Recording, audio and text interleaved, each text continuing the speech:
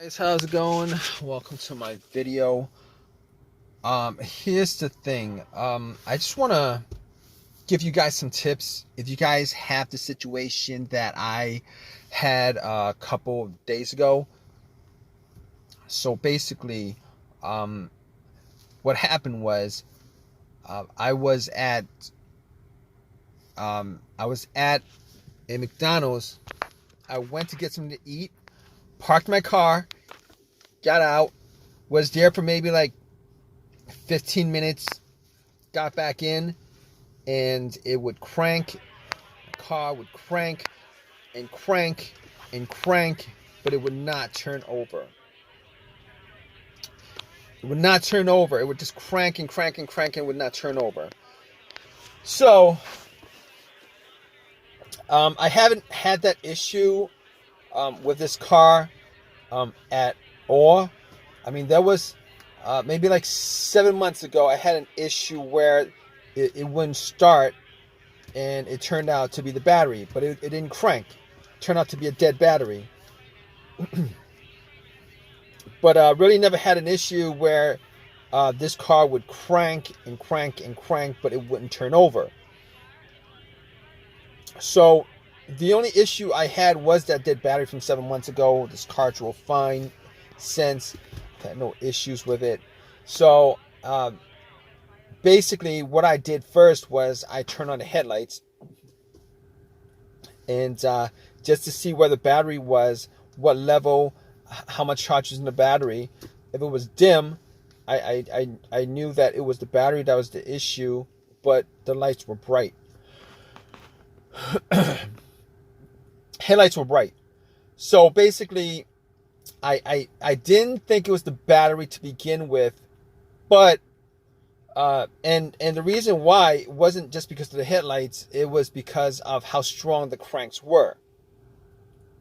All right, it wasn't like it was a slow crank. It wasn't like it was a soft crank. It wasn't like it was trying to crank.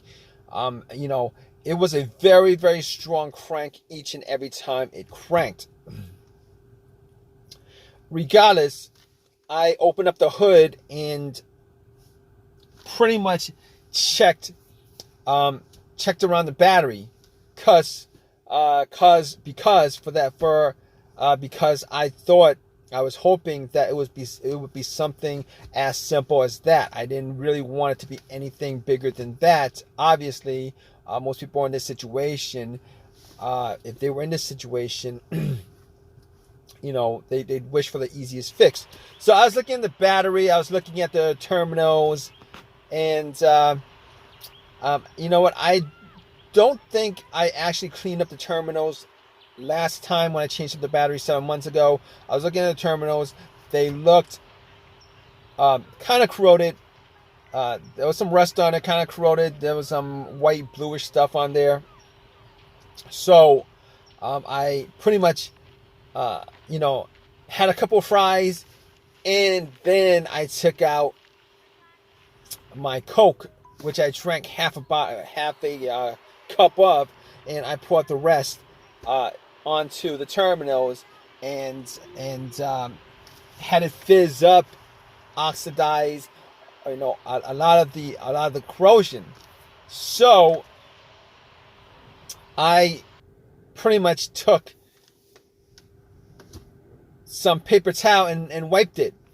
But here's the thing, I was actually able to wiggle both the terminals off. They were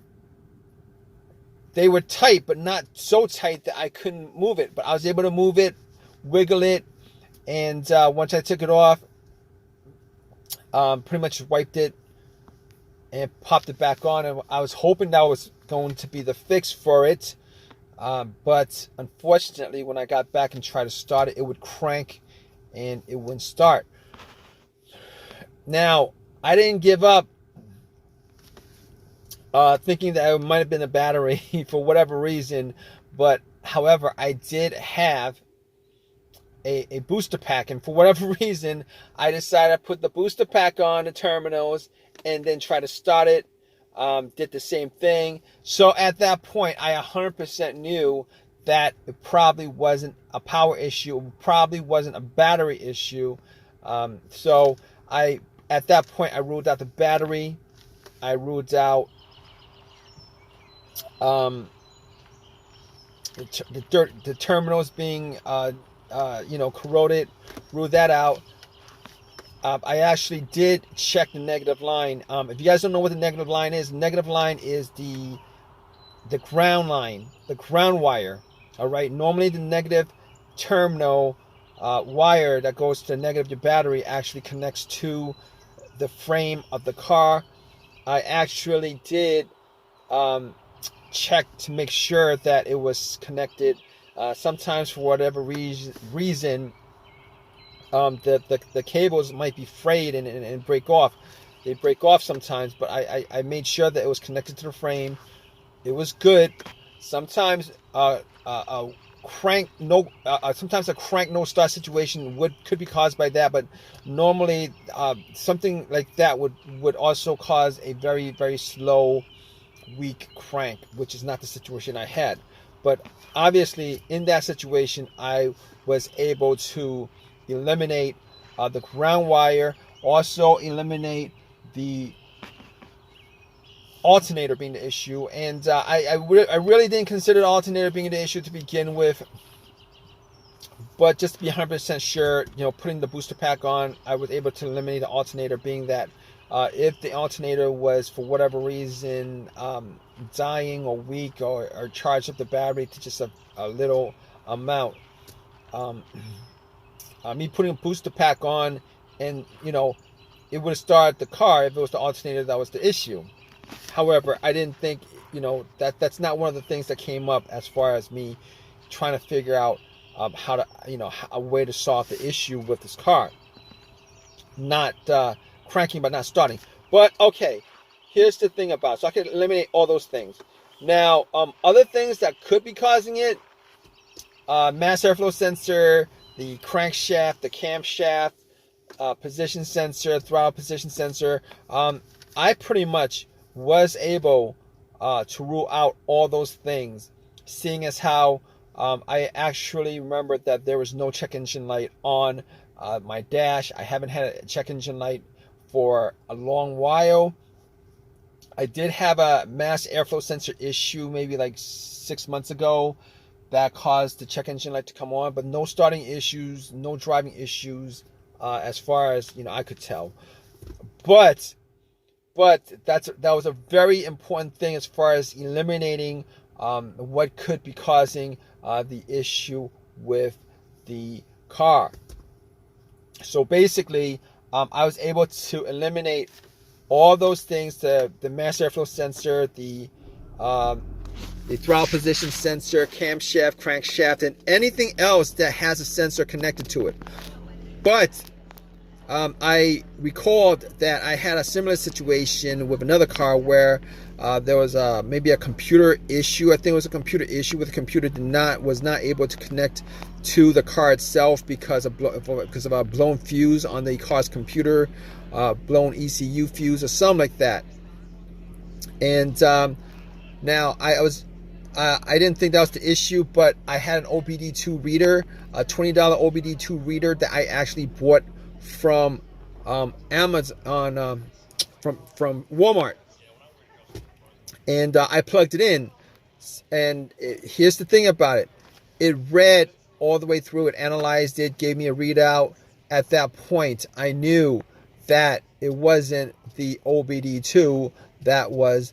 No, I knew that it wasn't the car's computer issue at that point. Reason being is that if it was an issue of a communication issue from the car's computer to the car,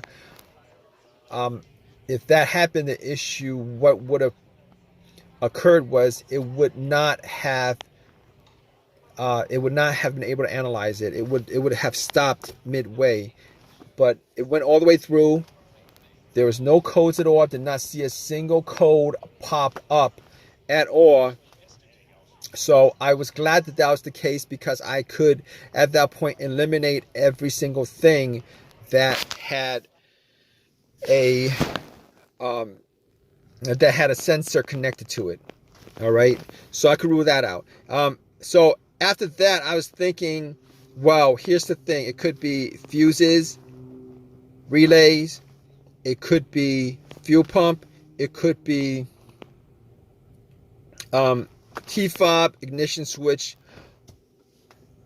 um, any of those things. But the more simplest of those things to tackle was the fuses, the relays, and the fuel pump. So what I did was I went to the fuse box, checked out all the fuses, see if I could see any burnt fuse. I tried trying to detect whether there was a hint of any kind of burnt smell. Was not able to see anything out of the ordinary as far as any kind of burnt fuses, blown fuses, etc., etc.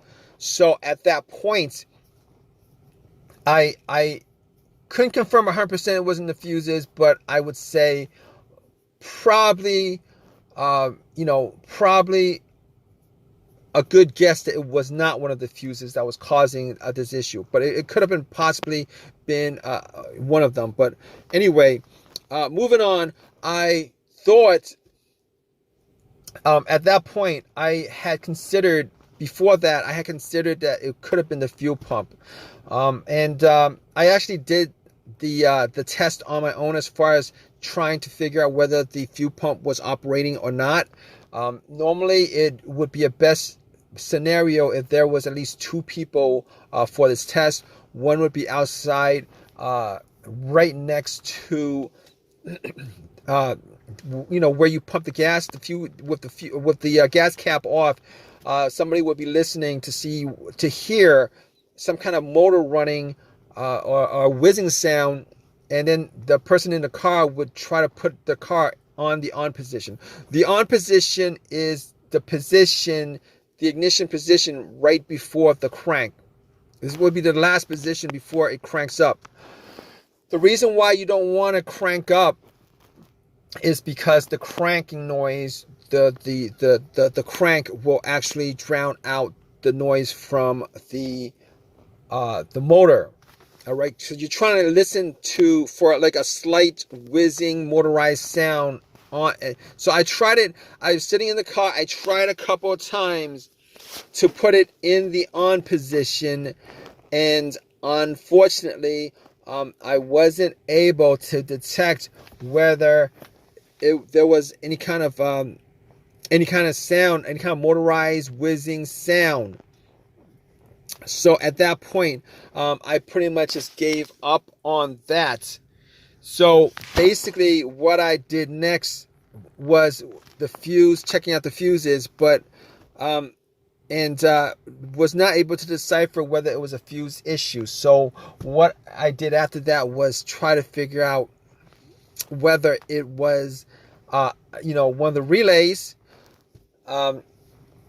So what I did was I had considered that it was maybe the relay to the fuel pump. It could have been a clogged fuel filter, but normally a clogged fuel filter, it would cause a crank no start sometimes, but for the most part, it would crank up, and then and it'll stall out.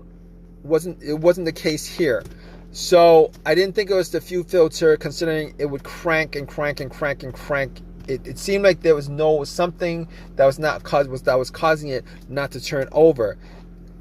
So I got to the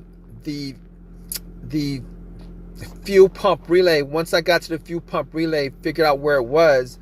I couldn't detect whether there was a malfunction with the relay. So what I did was I took out another relay.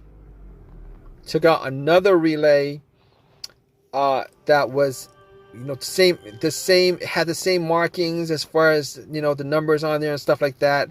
And I kind of swapped it out. And then I got back in my car, and guess what, guys? Cranked, and then it turned over. It was working just fine. So at that point, I knew it was the fuel pump relay that was the issue, and Obviously, since it was the issue, I was able to drive the car to an AutoZone and got a replacement relay. Pretty much swapped it out. Swapped it out and then replaced it, the one that I took it out from, the accessory that I took it out from. So I haven't had an issue since with any kind of cranking situation. Haven't had a single issue since.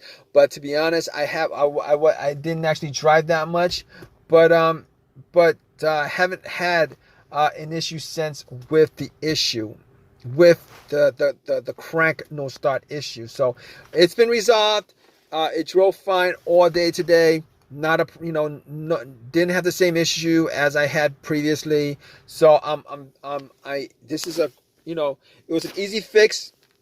I'm glad it was an easy fix. If you guys are in this situation, you guys are looking for to troubleshoot your crank but no start situation, if you guys go down the list of what I went through as far as eliminating each and every one of those things, 90% of your situation could probably be, you could probably figure out what the problem is. Regardless, hope whatever your situation is at this point, that it's an easy fix for you. Please give me a thumbs up. Please subscribe. If you have any comments at all, please leave a comment in the comment section. All right, guys, take care.